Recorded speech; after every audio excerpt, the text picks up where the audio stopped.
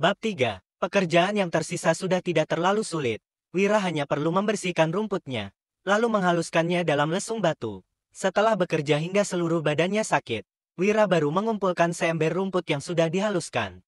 Dia pun menjinjing ember itu sampai ke sungai Jinggu sambil sesekali beristirahat selama perjalanan. Wira memilih tempat yang ada banyak ikan, lalu menabur tepung kedelai ke dalam sungai. Setelah ada umpan, ikannya menjadi semakin banyak. Wira pun menuangkan serpihan rumput ke dalam sungai dengan hati-hati. Seiring dengan serpihan rumput yang menyebar, satu demi satu ikan pun mulai mengapung. Tidak lama kemudian, Wira sudah berhasil menangkap 8 ekor ikan besar dan 15 ekor ikan kecil. Ikan yang besar beratnya di atas 2 kilogram, sedangkan yang kecil beratnya di atas 250 gram. Wira melepaskan ikan yang lebih kecil dari itu. Setelah matahari terbenam, Wira pun pulang ke rumah. Dalam perjalanan pulang, Wira melewati sebuah gubuk jerami di ujung timur dusun. Di depan gubuk jerami itu, ada sebuah kandang sapi dan halaman kecil yang dibatasi dengan pagar bambu. "Paman Hasan," teriak Wira. 3 gadis cilik berlari keluar dari rumah. Mereka menatap Wira dengan penasaran, tetapi juga takut. "Wira, ya, pamanmu baru keluar, ada apa?" Seorang wanita parubaya berjalan keluar dari rumah. Dia menatap Wira dengan waspada. "Bibi Hani, siang tadi Paman Hasan sudah membantuku. Jadi, aku bawain beberapa ekor ikan untuk kalian." Wira menaruh 2 ekor ikan besar dan 6 ekor ikan kecil di depan rumah mereka. Setelah itu, Wira pun pergi.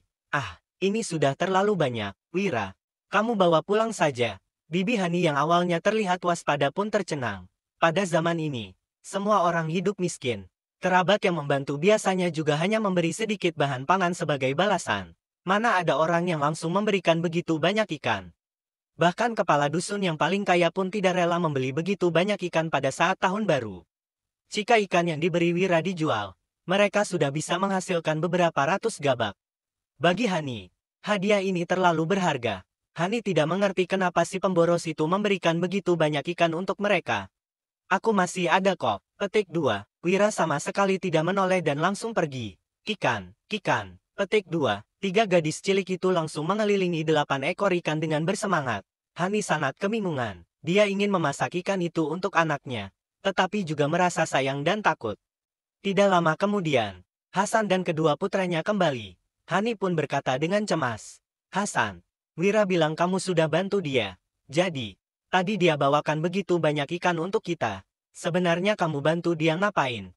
Kenapa dia kasih kita begitu banyak ikan?" Petik 2. "Aku cuman bantu dia gali rumput sebentar. Dari mana dia dapat begitu banyak ikan?" Hasan menatap 8 ekor ikan itu dengan heran. Lalu bertanya, "Kamu nggak salah lihat. Memang Wira yang kasih." Petik 2. Untuk mendapatkan ikan sebanyak ini, para nelayan juga harus melaut selama beberapa hari.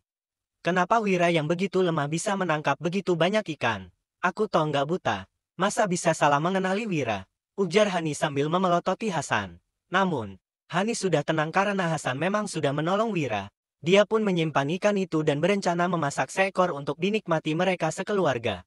Ikan yang tersisa akan dia jual untuk membeli kain. Sudah mau tahun baru, Hani mau membuat pakaian untuk anak-anaknya. "Nggak bisa. Kita nggak boleh terima. Aku nggak tahu dari mana dia dapatkan ikan ini. Tapi dia berutang begitu banyak pada Pak Budi. Dia bisa menjual ikan-ikan ini untuk bayar utang." Petik 2. Hasan memasukkan ikan-ikan itu ke ember kayu, lalu hendak membawanya pergi. "Hasan, Hani memohon, balikin saja ikan yang besar ke Wira. Kita boleh masak ikan yang kecil untuk anak-anak. Mereka sudah lama nggak makan daging. Lagian, ikan kecil juga nggak begitu bernilai." Saat melihat kelima anaknya yang menelan ludah, Hasan pun meninggalkan 6 ikan kecil dan membawa 2 ikan besar itu pergi. "Paman Hasan, dari mana kamu tangkap ikan sebesar itu? Satu ekor ini beratnya ada sekitar 2-3 kilo, kan?" Sony yang sedang berkeliaran di dusun menghampiri Hasan. Saat melihat 2 ekor ikan yang dibawa Hasan, dia pun langsung menelan ludah. Dia sudah lama tidak makan enak. Hasan menjawab, "2 ekor ikan ini punya Wira. Aku mau balikin ke dia." "Punya Wira?" Sony tidak percaya. "Siang tadi, si kutu buku itu masih menggali rumput. Kenapa bisa tiba-tiba ada 2 ikan besar?" Tubuh Wira sangat lemah, sedangkan ikan yang ditangkapnya sangat berat. Berhubung Wira terus berhenti untuk istirahat di sepanjang jalan, Hasan sudah menyusulnya sebelum dia sampai ke rumah.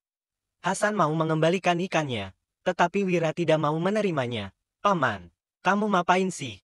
Aku sudah bilang itu untukmu. Kenapa dibalikin lagi? Wira, paman sudah terima ikan kecilnya. Kamu jual saja ikan yang besar untuk bayar utang.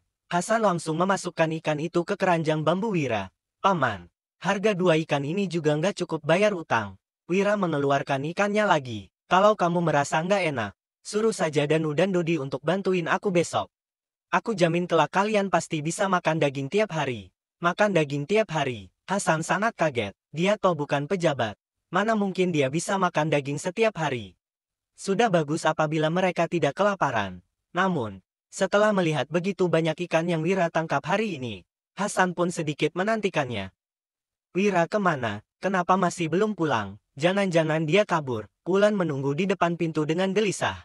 Tepat pada saat hatinya kacau, dia melihat seseorang berjalan perlahan ke depan pintu.